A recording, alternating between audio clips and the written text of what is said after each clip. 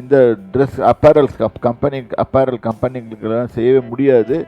விதவிதமாக பாருங்கள், சூரிய ஒளியிலேருந்து விப்ஜார்னு சொல்லுவாங்க, அது விதவிதமான லைட்ஸ் வரும். அது மாதிரிலாம் செய்யவே முடியாது நம்மளால். அந்த மாதிரி கர்த்தர் நேச்சுரலாகவே அது நமக்கு உருவாக்கி கொடுத்துருக்காரு. அதை பார்க்கறதுக்கு ஏற்ற கண்களை கொடுத்துருக்காரு. அந்த கண்களுக்கு தான் வித்தியாசமாக கலராக தெரியுது. அது நம்மளை அட்ராக்ட் பண்ணுது. இன்ஃபேக்ட் ஒரு இதை எடுத்து பார்த்திங்கன்னா, ஒரு பட்டாம்பூச்சிக்குள்ள கொக்கோன்னு எடுத்து பார்த்திங்கன்னா, அது வெளியே வந்த உடனே அது பட்டாம்பூச்சியாக வந்தோடனே பியூட்டிஃபுல் கலராக இருக்குது.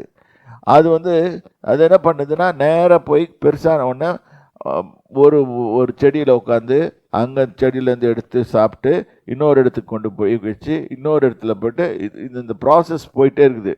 அதோட லைஃப் டைம் 15 நாள் தான். அந்த 15 நாளைக்குள்ளே அது எத்தனையோ செடிகளை பரப்பி விட்டுட்டு போயிடுது. அந்த 15 நாளுக்கு அதுக்கு தெரியவே தெரியாது, நான் 15 நாள் தான் உயிரோடு இருக்க போகிறேன்னு கூட தெரியாது. ஆனால் அவைகள் 15 நாளைக்குள்ளே எல்லா வேலையும் செய்திடும். அந்த 15 நாளைக்குள்ளே எத்தனையோ செடிகளை உருவாக்கியிருக்கும். ஏன்னா மகரந்த சேர்க்கை அப்படி தான் உண்டாகும். அதனால நிறைய செடிகள் வரும். இப்போ அது கொடுக்கப்பட்ட வேலையை அது செய்துபட்டிருக்குது. So God says, look at the purpose for which you have been created. நம்மை தேவன் உருவாக்குறதன் நோக்கத்தை அறிந்து கொள்ளணும். இந்த நோக்கத்தை அறிந்து கொண்டோமானால் நாம் வின் பண்ணுவோம். இந்த நோக்கத்தை அறிந்து கொள்ளாமல் இருந்தால் நாம் தோற்று போவோம். இதுதான் ப்ராப்ளம். இப்போ வாசிமா, அவைகள் உழைக்கிறதும் இல்லை, நூற்கிறதும் இல்லை. பார்த்தீங்களா, கஷ்டப்பட்டு அது தைக்கிறதும் இல்லை, எதுவும் பண்ணுறதில்லை. தைக்கிறது ட்ரெஸ் இது இப்போ வந்துச்சு. ஆதாம் ஏவாள் பாவம் செய்த பிறகு ஃபஸ்ட்டு ட்ரெஸ்ஸு போட்டு விட்டாரு ஆண்டவர். அவங்களுக்கே தெரியுது, தாங்க இந்த தேவனுடைய லைட், தட் இஸ் அவருடைய ஜீவனுள்ள ஒளி நம்ம விட்டு போன உடனே அவன் நிர்வாணின்னு உணர்றான். உணர்ந்த உடனே அவனுக்கு ட்ரெஸ் தேவைப்படுது. அவனுக்கே தெரியுது. அது வரைக்கும் அவனுக்கு ட்ரெஸ் தேவைப்படலை. ஏன்னா he was cloth with God's glory. So இந்த இடத்துல நல்லா புரிஞ்சுக்கோங்க, அதுங்களுக்கு ட்ரெஸ்ஸு தேவையில்லை. அதுங்களுக்கு சட்டை போட்டுக்கோன்னு சொல்லி யாரும் சொல்கிறதில்ல. இல்லை காட்டில் இருக்கிற சிங்கத்துக்கு பிடிச்சி யாராவது சட்டை போட்டு விடுவாங்களா? இல்லை பேண்ட்டு மாட்டி விடுவாங்களா? நம்ம ஊரில் தான் இப்போ நான் வெளிநாட்டிலலாம் போகும்போது நான் பார்க்குறேன். நான் இந்த நாய்களுக்கெல்லாம் ட்ரெஸ் போட்டு விட்டுறாங்க. அதுங்க பாவம் சும்மா தான் போயிட்டுருக்கு. அதுக்கு ட்ரெஸ்ஸை மாட்டி விட்டு அதுங்களுக்கு என்ன பண்ணுறதுன்னு தெரியல. அதுங்களுக்கு தெரியுமா எனக்கு ட்ரெஸ் மாட்டியிருக்காங்கன்னு சொல்லிட்டு? ஒன்றும் தெரியாது. அதுங்களுக்கு ஒன்றுமே தெரியாது. அது தன்னை பார்த்து கண்ணாடியில் பார்த்தா குலைச்சிக்கிட்டு இருக்கும். சரி, அவங்க தங்க சாட்டிஸ்ஃபேக்ஷனுக்காக இப்படி செய்வாங்க. சரி, அது படிங்கம்மா.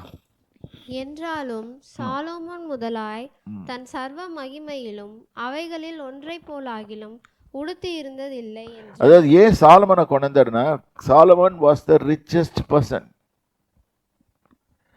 உலகத்திலேயே அவர் படைச்சதிலேயே தேவன் உண்டு பண்ணின மனுஷனில் உலகத்திலேயே அதிகமாக யார் சொத்து வச்சிருந்தது, ரொம்ப வெல்த் வச்சிருந்தது யாருன்னு கேட்டால் Solomon. Not only Solomon had wealth, he had wisdom also. So Solomon முதல் கூட யாருமே அந்த மாதிரி ட்ரெஸ் பண்ணதில்லை. அந்த மாதிரி நான் ட்ரெஸ் பண்ணுறேன்றாரு. ட்ரெஸ் பண்ணி விட்றேன். செடிக்கும் ட்ரெஸ் பண்ணுறேன், மிருகத்துக்கும் ட்ரெஸ் பண்ணுறேன். ஏனென்றால் இந்த கரடி இருக்கும், சைபீரியன் கரடி, சைபீரியா தேசத்தில் கரடி இருக்கும். அந்த கரடிக்கு அந்த சட்டை போட்டால் தான் அது குளிர் தாங்கும், இல்லாட்டி தாங்காது, செத்துப்படும். அதுக்கு உடுத்து வைத்தவர் யார்? கர்த்தர் தான் உடுத்து வைக்கிறார். அந்த மாதிரி ட்ரெஸ் போடலைன்னா அது செத்துப்படும். அந்த குளிருக்கு அந்த ட்ரெஸ்ஸு தேவை. எந்தெந்த இதுக்கு வேணுமோ அதுக்கேற்ற உடையை அவைகளுக்கு அவர் உடுத்தி தான் இருக்கிறாரு. ஆனால் நம்மளுக்கு புரிய மாட்டேங்குது. நம்ம குறித்து எப்போவுமே வரி பண்ணிட்டு இருக்கிறோம். என்னத்தை எதுக்காக அவன் நல்லா ட்ரெஸ் பண்ணிட்டு வந்துட்டானே, அவன் இது பண்ணிட்டு வந்துட்டானே. எதை பற்றியும் நீங்கள் வரி பண்ணாதீங்க. உங்களுக்கு என்ன கொடுக்கணும், இல்லாட்டி எனக்கு என்ன கொடுக்கணும், இதெல்லாம் கொடுத்து கர்த்தர் நல்லா அறிந்திருக்கிறாரு. அவருக்கு நல்லா தெரியும்.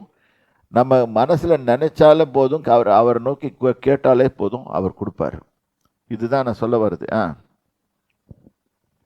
உடுத்தி இருந்ததில்லை என்று உங்களுக்கு சொல்லுகிறேன், அற்ப விசுவாசிகளே. பார்த்தீங்களா, இந்த இடத்துல he addresses us as அற்ப விசுவாசிகள், விசுவாசத்தில் குறைவுள்ளவர்கள, சின்ன விசுவாசம் உள்ளவங்க, சின்ன விசுவாசம் உடையவர்களே, அற்ப விசுவாசிகளே. இன்றைக்கு இருந்து நாளைக்கு அடுப்பிலே போடப்படும் காட்டு புல்லுக்கு தேவன் இவ்விதமாக உடுத்துவித்தால் உங்களுக்கு உடுத்துவிப்பது அதிக நிச்சயம் அல்லவா? பார்த்தீங்களா, அவர் சொல்றாரு, ஃபர்ஸ்ட் வரியை எடுத்து போடுங்க. நீ எதை பற்றி வரி பண்ணுற? ட்ரெஸ்ஸு எப்படி படுவோம், எப்படி சாப்பிடுவோம், என்ன பண்ணுவோம், இதில் தான் வரி.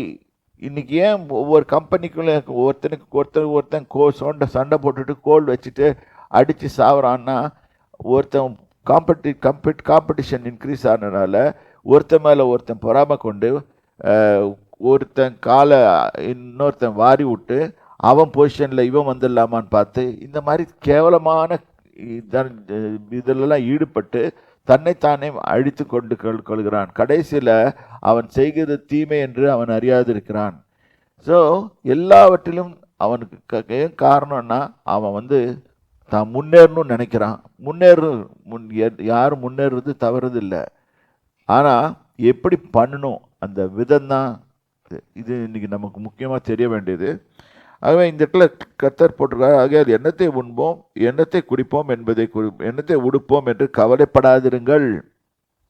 இவைகளெல்லாம் அஞ்ஞானிகள் நாடி தேடுகிறார்கள். அதாவது உலகத்தார் தேடுறாங்க.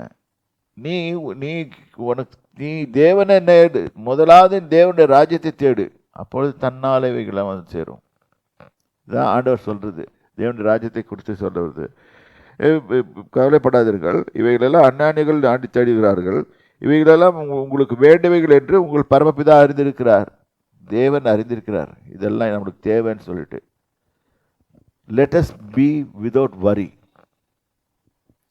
எந்த வித குறித்து கவலைப்படாம தேவன் மேலே நம்பிக்கையாக இருந்து, தேவன் நம்மளுக்கு வேண்டியதை அவர் செய்வார் என்பதை நம்ம முழு நிச்சயத்தோடு நம்பினா நிச்சயமாக நம்ம வரி பண்ண மாட்டோம்.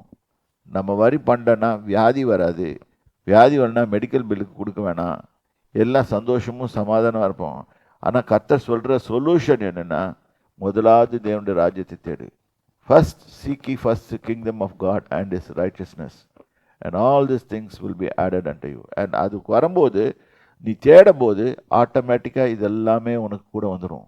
பிகாஸ் தேவனுடைய ராஜ்யத்தை தேடும்போது அவர் சொல்லிக் கொடுப்பாரு எப்படி ஒரு காரியத்தை இது பண்ணுறது. இப்போ யாக்கோபு தன்னுடைய அவர் பிஸ்னஸ் பண்ணிட்டு இருந்தார். ஆடு வச்சு பிஸ்னஸ் பண்ணியிருந்தார். அந்த ஆட்டின் பெருக்கத்தை அவராக கவனிச்சார்? கவனிக்கவே இல்லை. அவர் தேவன்கிட்ட விட்டுட்டாரு. அந்த மந்தை பெருக்கத்தை உண்டு பண்ணது யார்? தேவன் பெருக்கினார். ஸோ அவனை பெரிய ஆளாக்கி காமிச்சது தேவன் தான். பெரிய ஆளாக்கி காட்டுறது நம்ம எஃபர்ட்னால ஒன்றும் செய்ய முடியாது. நம்ம அந்தந்த நேரத்தில் அந்த லா படி சோயிங் அண்ட் ரீப்பிங் அது ஒண்டி பண்ணிட்டு போயிட்டு rest leave the rest it to God. அதாவது பேலன்ஸ் எல்லாத்தையும் ஆண்டவர் மேலே வச்சுட்டா ஆண்டவர் அதை கவனிப்பார். நம்ம அர்த்தம் என்ன நம்மளோட பார்க்குறானா, நம்ம என்ன செய்யணும், அடுத்தவனை எப்படி கவுக்கலாம், இந்த மாதிரி இந்த யோசனைகள்லாம் நம்ம பண்ணவே வேணாம். முதலாவது நம்ம கவனிக்க வேண்டியது தேவனுடைய ராஜ்யத்தையும் அவருடைய நீதியும் தேடினா ஆட்டோமேட்டிக்காக இவைகளெல்லாம் நமக்கு கூட கொடுக்கப்படும். கூடனா additionally it will be added unto us. அப்படின்னா இட் வில் ஆட்டோமேட்டிக்கலி கம். நம்மளுக்கு தேடணும்னு அவசியம் இல்லை. நம்ம இப்போ கிறிஸ்மஸ் முடிஞ்சிச்சு, புதுசாக ட்ரெஸ் வாங்கி கொடுத்தீங்களா அப்படின்னு பிள்ளைங்கள்லாம் கேட்கும். ஏன்னா அது கேட்கணும்னு சொல்லி கொடுத்துட்டாங்க, அதனால் சின்ன வயசு கேட்குதுங்க. ஆட்டோமேட்டிக்காக எல்லாமே சேர்ந்துடும். May God bless you, may God prosper you. First seek ye first the kingdom of God and his righteousness. இதுதான் கர்த்தர் சொல்லி கொடுத்த முதல் பாடம் வேதத்தில். முதலாவது தேவனுடைய ராஜ்யத்தையும் அவருடைய நீதியையும், ரைச்சஸ்னஸ், அவருடைய ரைச்சஸ்னஸ், நம்முடைய நீதிபடி இல்லை, அவருடைய நீதியை தேடுங்கள், அப்பொழுது இவைகள் எல்லாம் கூட கொடுக்கப்படும். May God bless you, prosper you and multiply you. இப்போ ஜெபித்து முடிப்போம். தகப்பனே, நன்றியோடு ஸ்தோத்திரிக்கிறேன். தேவனுடைய வார்த்தையை வாசித்தோம். என் தேவனாய் கர்த்தாவே, இப்பொழுதும் என் தேவனாய் கர்த்தர் நீர் பெரிய காரியங்களை செய்யும் அப்பா.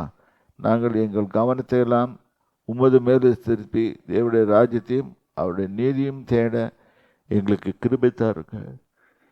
இவைகள் இல்லாமல் நாங்கள் ஒன்றுமே செய்ய முடியாது. இது நல்லா அங்கே புரிந்து கொள்ள எங்களுக்கு உமது கிருபை தாருங்க.